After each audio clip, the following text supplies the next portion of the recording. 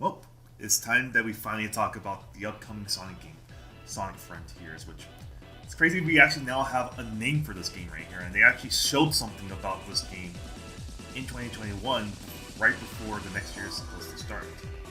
It's crazy to think about that. And the other crazy thing is, I'm actually legitimately excited for this game here. This is something of a Christmas miracle, one would say, because we are indeed in December right now. So, I think we gotta talk about this game, my current impressions on the game, and just why I'm excited for this game. So, first thing we gotta talk about are, of course, the graphics. Man, this game looks amazing right here. One of the issues I had with Sonic Forces was that they were using Hedgehog Engine 2, but it seemed evident that they weren't using that engine to its fullest potential. Obviously, when you have a brand new engine, you want to showcase what that engine can do, and unfortunately, Forces didn't do that. A game unrelated to Sonic Forces or the Sonic franchise in general, Sakura Wars, showed more potential in that engine than that game did. And this game right here, I'm assuming is using the Hedgehog Engine 2, and it just looks amazing. The lighting, the textures, the environments just look amazing right here.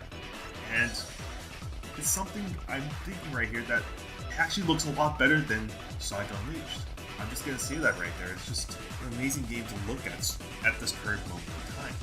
And speaking about those graphics, the Switch version, I have no doubts that if they're gonna say it's gonna run 30 frames per second, I have no doubts in thinking that yeah, the Switch can only really handle that much.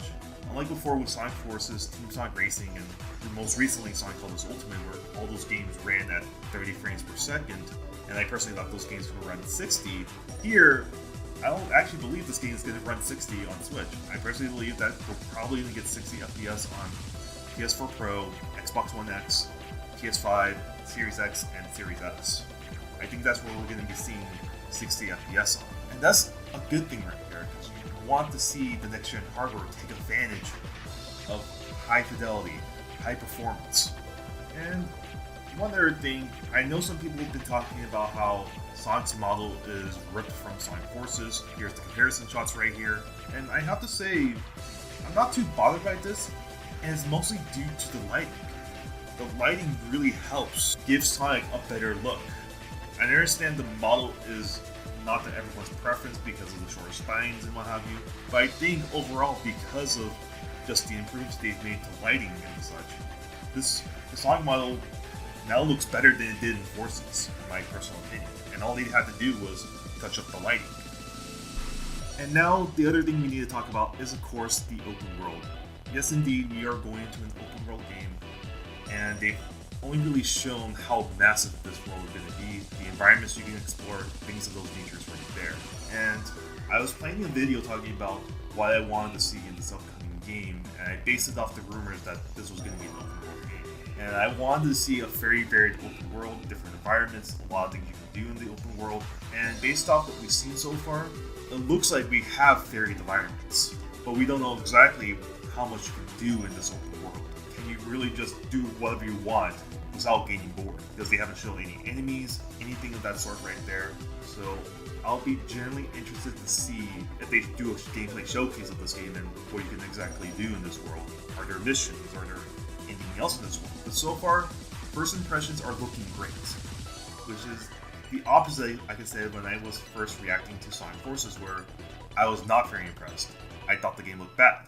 So in the case here with Sonic Frontiers, I'm actually very excited, to say the very least. And one of the things that we noticed in the CG trailer is that they're teasing that boss battles are going to be these like Shadow of the Colossus monsters right here.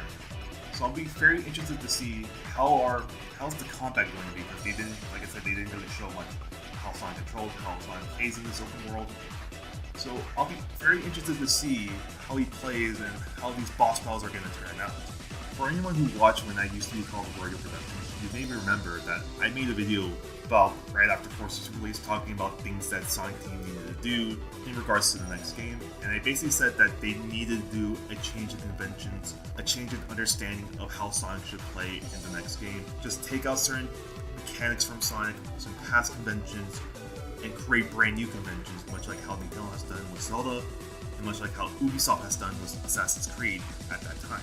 And based on what we're seeing right here, they're doing just that, even though they're copying from Nintendo, of course, with Breath of the Wild. I personally think this is a good approach right here to rethink what they need to do with the Sonic franchise going forward.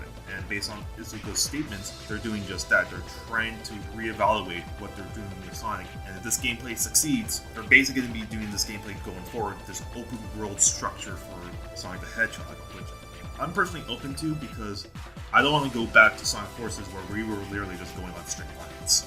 And I'll be generally interested of how the Sonic franchise goes forward from here. And I'm actually excited again. This is the first time in a while I'm actually very excited for a brand new Sonic game. Of course, we need to see gameplay, of course.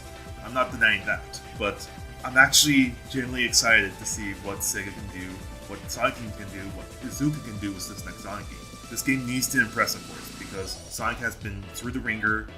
Most of the games have been very mediocre. Watch my Sonic Colors Ultimate review just to get a little snippet of what we've been dealing with. And ultimately, I'm just hopeful for this game.